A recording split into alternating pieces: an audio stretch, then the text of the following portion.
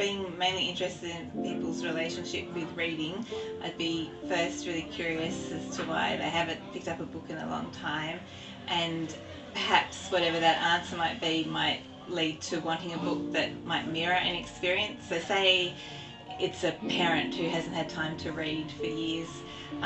Do they want a book that's going to kind of mirror what they've been through, or do they want a book that can completely give them a whole different world and perspective? And then once knowing that, I'd be really curious about which windows get opened for people when they get into stories. So is it plot or character or setting? And what closes the window for those people? Is it ambiguous endings or unflawed characters? And so once I knew all that, then let's pretend this person who hadn't read for a long time was a parent struggling a bit, wanted to read about that experience but loved books with good settings.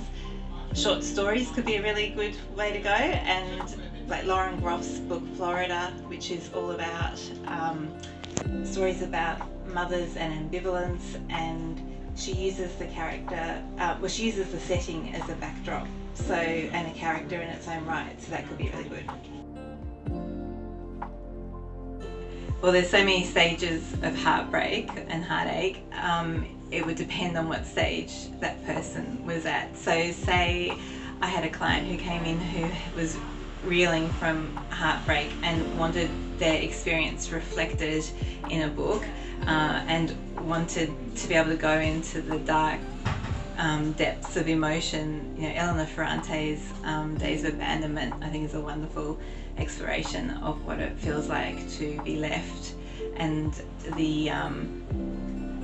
the shock and the crazy making feelings and the suffering. She just, you know, takes you on a whole journey downward spiral. If it was someone who was healing from heartbreak and wanted that experience reflected, Kent Haruf's Our Souls at Night is a beautiful look at how, while love may not last, how important it was at the time and enjoying the moments, and that can be quite a nice reflective place to be at the end of a relationship. You're pleased it happened, but it did end. And then, of course, heartache can also make you feel like your whole world's been blown apart, so any book that's quite escapist can kind of hold a world together for you, I think. So, you know, Alexander McCall Smith does that beautifully in his series of books that I've seen critics write about his books being like a cup of herbal tea in front of a cosy fireplace, and having a book hold a world together while yours feels it's imploded can also be a really nice place to go when suffering. Well, young adulthood is all about finding your identity, isn't it? And separating yourself from your family and finding out who you are on your own 2 feet. So I think books that explore identity are fantastic. And so, off the top of my head, I love Sarah Crossan's work and her book One, which is a verse novel, which is something quite different as well and very accessible, which on the surface is about conjoined twins and having to be separated and finding themselves, and I think they're 16, but really underneath it's all about how do you separate from people you love and stand on your own 2 feet.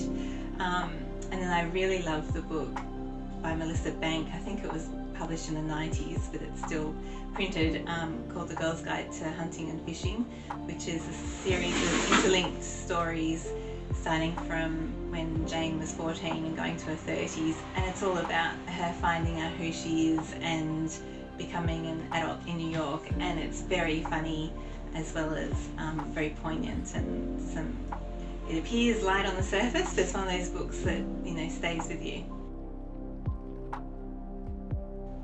I would say it would have to be Three Things About Elsie, which is by Joanna Cannon, and I think Sonya recommended that book at a time when I was really struggling to find a good fiction story to get lost in, and I was reading a lot of memoir and a lot of narrative non-fiction and just not being able to find a story I wanted to escape into, and she just raved about this book so much and how much it stayed with her.